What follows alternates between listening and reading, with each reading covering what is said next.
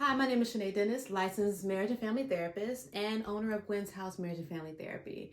I wanted to talk with you all a little bit about self-disclosure in the therapeutic process.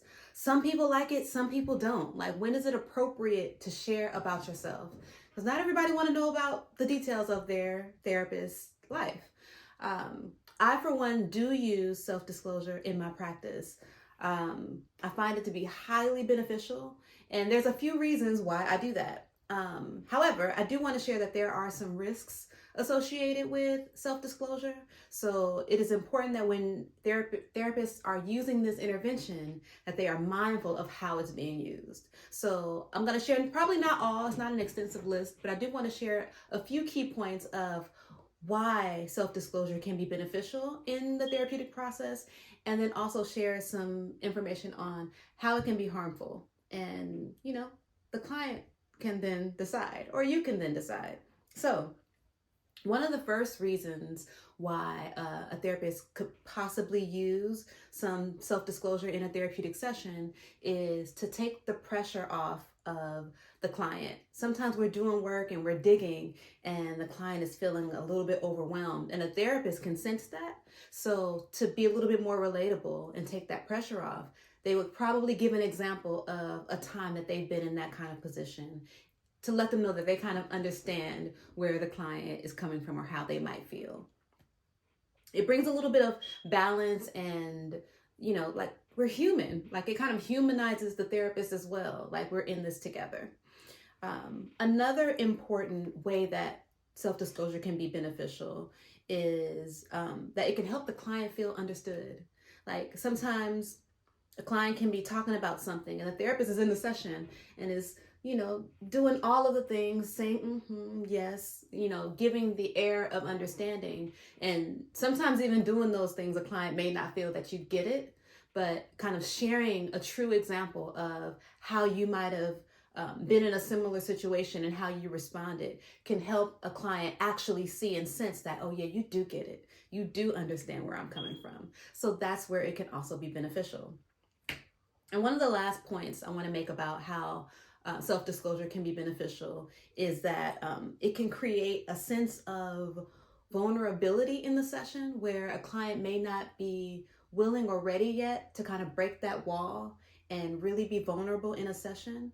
When a therapist can sense that and then give a little bit of themselves yet again, and share probably something that's a little bit vulnerable for them, then it gives a client a little bit of a reprieve to say, oh, okay, like, if you can do it, I can do that too. And that kind of process can be mirrored in the real world. Like, if you are often, or not even often, but if you find that you can just be a little bit vulnerable with someone, they also can reciprocate or will reciprocate in healthy relationships.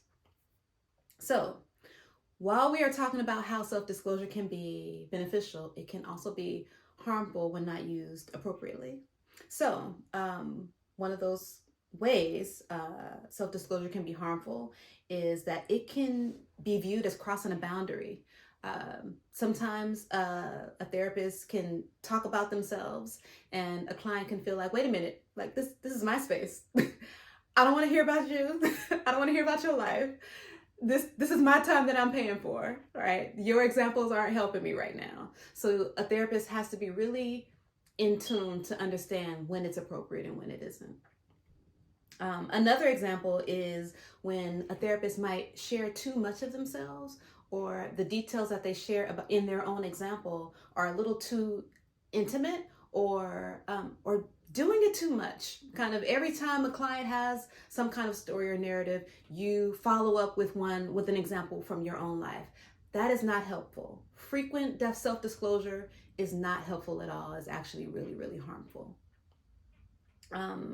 Another example is self-disclosing for your own benefit. The therapeutic process is not for the therapist to relieve themselves of their own burdens or to talk about themselves. The only time a therapist should be self-disclosing is for the client's benefit.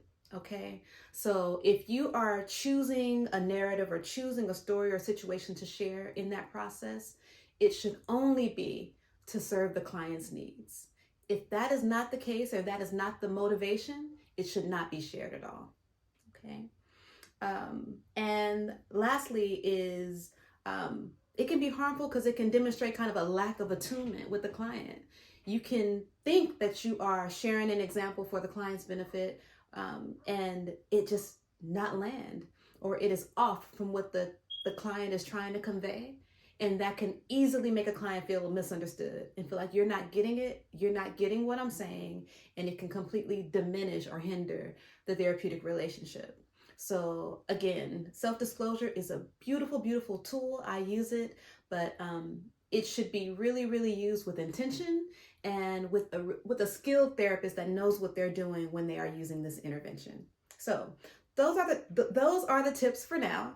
What are your thoughts? What do you think about self-disclosure? Has your therapist offered or used this intervention? Did you like it? Did you not like it? What are your views? Share with us, and let's create a dialogue around this. Okay? Talk to you all soon.